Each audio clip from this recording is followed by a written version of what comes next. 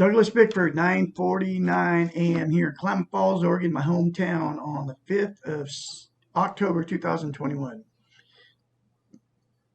Over 11 months out of a toxic relationship.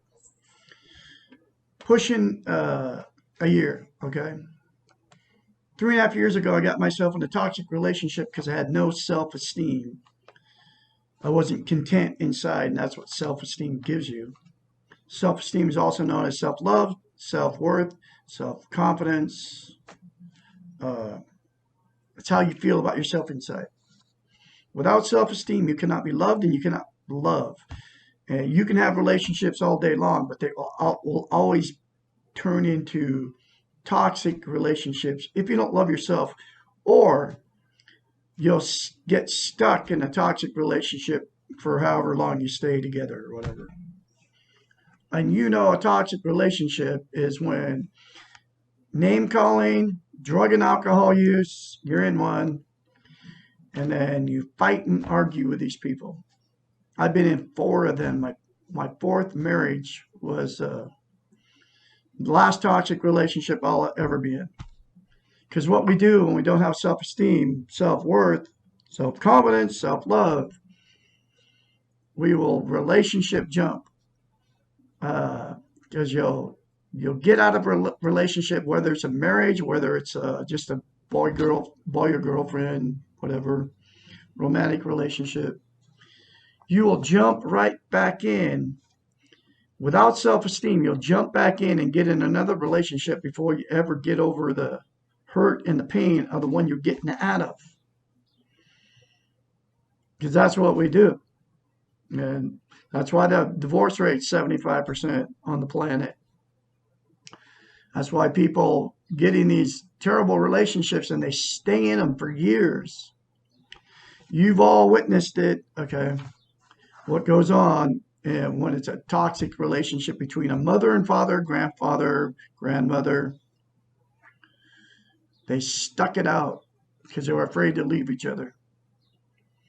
Instead of just trying to make it be alone, because you have to be alone. You have to love yourself before you can ever love somebody else. So you go in these relationships, and that's what self-esteem is. It's loving yourself, okay? You'll go in these toxic relationships because you'll attract exactly what you are, okay?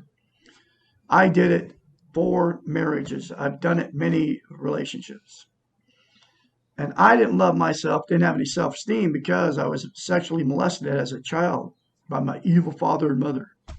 Okay? Sexually, emotionally, and physically abused. Anyway, so I'm on YouTube, the absolute only one, teaching self-esteem, number 1. Teaching you how to get it, number 2. And teaching you how simple it is to attain.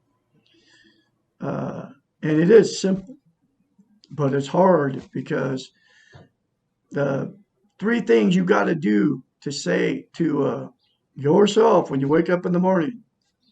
Go look at yourself in the mirror and say, I love you. I am going to love and nurture my inner child. I'll never, ever put my inner child in harm's way again. I'm worthy to be loved, worthy to love. Say those 3 things to yourself in the mirror every day. Do not tell anybody you're doing it. I do it more than once a day. I'll say it right now. I love Douglas A. Bickford. I love my inner child. I'm going to take care of my inner child. I'm not going to put my inner child in any pain or anything ever again, like a toxic relationship. I'm worthy to be loved. I'm worthy to love. Say those things, but I do not tell anybody I do it. Nobody in my neighborhood knows what. They don't even know what I do. I try to tell them what I do on YouTube here. It's all self-esteem. Nobody ever talks about it. It's people don't understand what I'm doing. And 99.9% of the population on the planet are running around with no self-esteem. They don't even know it. Because if I say to you, we have an inner child, and you have to do that to yourself in the mirror, and you go, whoa, what's an inner child? Then you don't have self-esteem.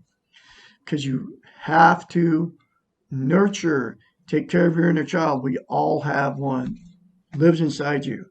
And thing about the inner child, all the bad that's ever been said to you and done to you, your whole life, stored inside you. Okay. Your inner child never progresses past you mature emotionally. Your inner child stuck at the 2-year-old level. So you got this little screaming 2-year-old inside of you until you acknowledge it exists. And until you say, I'm going to take care of you, like a little 2-year-old, you would. You would say to a little 2-year-old, and you grab them, you hold them, you love on them to get them quit screaming. That's exactly what you got to do with your inner child, except for it's inside of you. And you just have to say physically to your inner child, I love you, I'm going to take care of you, I acknowledge you exist. That's all you got to do. It's very simple. And you cannot attain self-esteem unless you do that. Otherwise, you're going to be at war with yourself, with this little 2-year-old inside of you. Okay? Because then it'll let you at all those emotions you've been stuffing for years because of all the pain that you've received. Whatever people have said to you, done to you, physically, emotionally, sexually, you stuff it. You never talk about it. There's billions of you on the planet that are stuffing emotional, sexual, or physical abuse, pain that you received as a child. Anyway, I'm going through the book, The Portable Therapist, written by a doctor of psychology. She's a psychiatrist. She was a therapist many years. She wrote this book in the 80s. I have no idea if she's even alive anymore. You can't find her. And that's why I'm on YouTube teaching self-esteem, how to get self-esteem, and how simple it is to attain. Those 3 things will get it for you. Will get you self-esteem. Then get the book, The Portable Therapist, written by Susanna McMahon, a psychiatrist. It's in a link in the description of every video I put up. And I can be your mentor when you start going through this change process, because it's very, very painful. I've attained self-esteem and I will never lose it again because I self-positive affirmations to myself always. Always. Never, ever say anything bad about yourself, whether in front of the mirror or not. Because people get in front of the mirror and then they criticize themselves. Everybody does it. You do it. Okay? You can't tell me you don't. I've had people tell me they hate mirrors. Okay? Because they don't want to look at the reality of it. And this is a young girl. And she's beautiful. Anyway, so I'm going through a chapter at a time of The Portable Therapist, my 3rd time going through this book. And it will change you if you get this book and read it and you say those 3 simple things to yourself in the mirror every day. And like I said, don't tell anybody. I mean, because it sounds crazy. I don't tell anybody. Okay? I just do it. I've been doing it for like 11 months. Okay? Or, 10 months or something like that. Because you will continue to live your life, because you cannot be content without self-esteem, self-love. You can't. That's why people are using drugs, alcohol, sex, TV, religion, another person to try to be content. And nothing will get you content except for loving yourself and having self-esteem. That's exactly what self-esteem is. Okay? And this book teaches how to get it. But those 3 simple things in the mirror will get you self-esteem, I guarantee it. And if you're in a toxic relationship, you won't be in one very, very long after you attain self-esteem, because you won't let yourself go through that anymore. You know, the name calling, the jumping in cars, driving down the road. I gotta get away from this maniac. And then you go back later and you apologize. And then it all gets swept under the rug, and both of you, it never gets fixed. I mean, I've been in it 4 marriages where I was doing that kind of stuff. Never again will I ever put myself or my inner child through the pain of a toxic relationship. That's where the pain comes. You have to remove yourself from people that are toxic to you, even your own family if you have to.